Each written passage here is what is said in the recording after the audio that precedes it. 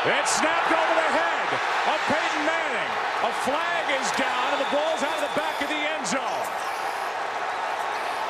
It's a safety to start this game as Manning wasn't ready. Illegal motion. Offense number 18, moving toward the snap. Penalties decline. Safety. You know, you can talk about it being a quote-unquote corporate crowd. This crowd is loud.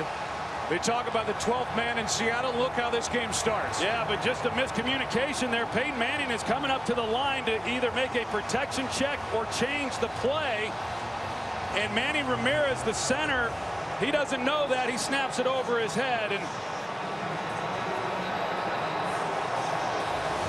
well, you look at this, Joe, and the experience of Peyton Manning and how well they execute at the line of scrimmage. You talk about it each and every time you watch the Denver Broncos, and a miscommunication on the first play of the Super Bowl.